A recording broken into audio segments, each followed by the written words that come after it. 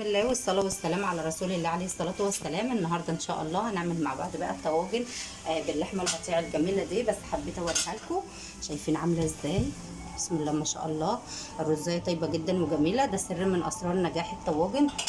شوفوا الفيديو طبعا بعد ما تصلوا على النبي عليه الصلاة والسلام وتحطوا لايك للفيديو. هنشوف عملنا بقى الطواجن الحلوة الجميلة دي ازاي. شايفين عاملة ازاي؟ بسم الله ما شاء الله اهي زي ما انتم شايفينها كده. بسم الله ما شاء الله، حاجه كده تفتح النفس. الله اكبر. تابعوا بقى الفيديو عشان خاطر تعرفوا احنا ازاي عملناها كده وطلعت معانا جميله ازاي. والرز طيبه جدا والرز هايش كده وجميل، يعني مش كده ولا كده ولا مكتومين ولا حاجه باللحمه القطيع. تابعوا الفيديو ان شاء الله هيعجبكم جدا. دي قناتي انا رحمه من قناه اسرار الطبخ مع رحمه. يا ريت اللي مش مشترك عندي في القناه يشترك ويفعل الرنه علشان يوصلكم مني كل جديد. ويلا ندخل نشوف الفيديو ونشوف عملنا الطواجن الحلوه دي مع بعض ازاي. طواجن دي اللحمه بتاعتنا اهي، مغسوله متنضفه كويس قوي كذا مره لغايه بقى ما نحطها في الطواجن باذن الله. بعد كده عندنا اللبن، كان عندنا اللبن اهو في التلاجة، طلعته بقى فكيته وهنعمل بيه الطواجن باذن الله. يعني لازم تبقى حاجتك كلها جاهزه كده.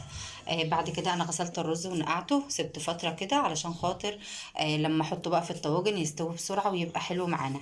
ده من اسرار نجاح الطواجن انها تبقى جميله وحلوه كده وتستوي بسرعه.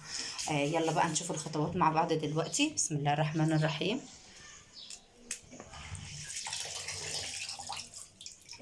ناخد شويه رز كده من المغسولين،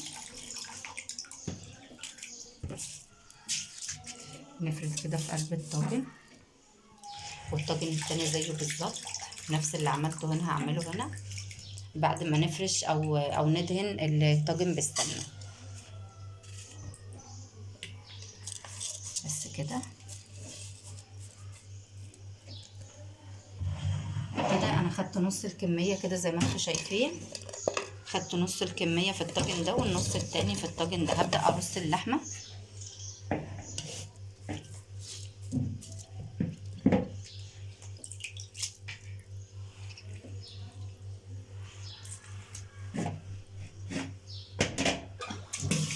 نغسلها تاني كويس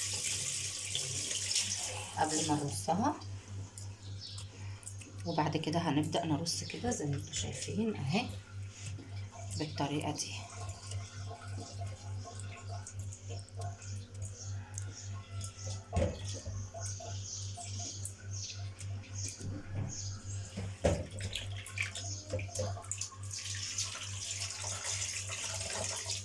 نفس الموضوع الطاجن التاني هنرص برضو بنفس الطريقة اللي رصينا بيها في الطاجن اللي احنا عملناه قبل كده. بعد كده بقى تكوني مجهزة الفلفل البهارات، وهنبدأ نحط عليهم البهارات بتاعتهم الحلوة كلها اهو. هنملى كده الطاجن كله. بسم الله ما شاء الله. شايفه ان اللحمه بتاعتنا على قد الطاجن اهي بالظبط. وهنرش بقى الفلفل. هنبدأ نحط الفلفل كده زي ما انتم شايفين، فلفل كتير.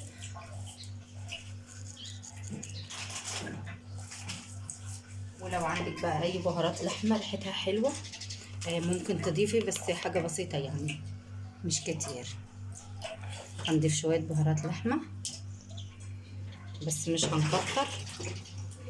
هي اللي بريمة تحب بقى الفلفل، بس البهارات دي حاجه كده يعني روايح بس. بس كده خلاص. هنبدأ نرص بقيه الرز بتاعنا. بسم الله. المهم ان اللحمه بتاعتنا دي كلها تبقى متغطيه كويس. بسم الله ما شاء الله اهو.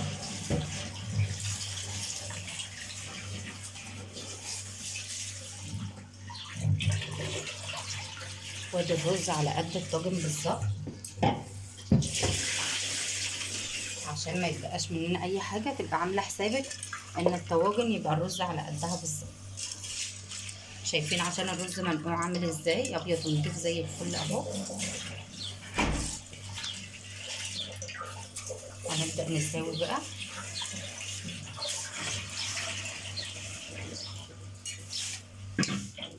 هنبدأ نساوي الرز كده ونغطي اللحمة بتاعتنا كلها. بسم الله كده غطينا كل اللحمة اهي.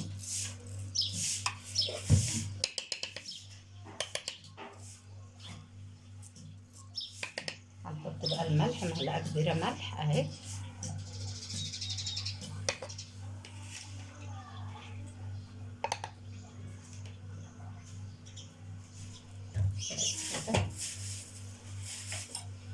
وهنبدأ نفضي اللبن على الطواجن، واكون مجهزة الفرن بقى مسخناه شوية، واروح احط الطواجن دي، وبعد ما اخرجها هنشوف شكلها هيبقى عامل ازاي ان شاء الله.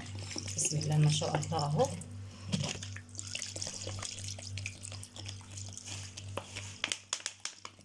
بس كده هدخلهم الفرن بقى ونشوف شكلهم هيبقى عامل ازاي بعد ما اخرجهم من الفرن ان شاء الله.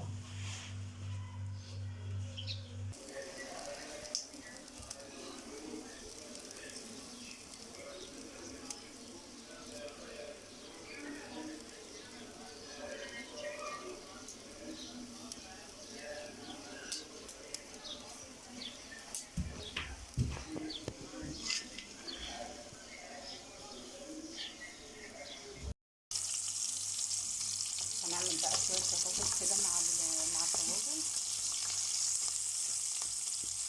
بعد ما حطينا كده شويه دهنه، حطيت دهنه كده بسيطه عليها بصله، وقلبناها كده وشوحناها لحد ما بقت زي ما انتم شايفين كده باللون ده. هننزل عليها بقى البطاطس.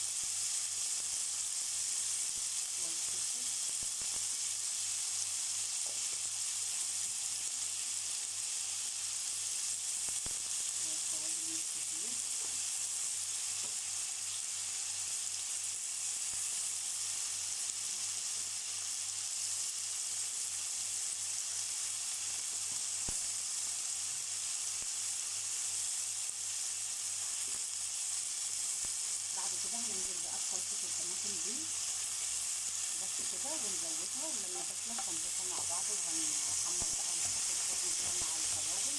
هتبقى حلوة جدا. تابعوا معايا الفيديو للآخر وإن شاء الله الفيديو يعجبكم. كده خلاص صينية البطاطس خلصت زي ما انتم شايفين بالشكل ده. جميلة جدا بقى، تتاكل كده مع الطواجن تبقى حلوة جدا. وبكده نكون خلصنا الفيديو بتاعنا. اتمنى ان شاء الله يكون الفيديو عجبكم، وده شكل الطواجن بعد ما خلصت. اتمنى ان شاء الله انكم تجربوها بطريقتي وان شاء الله تعجبكم. ما تنسونيش من اللايك والاشتراك في القناة، واشوفكم في فيديوهات تانية ان شاء الله. والسلام عليكم ورحمة الله وبركاته.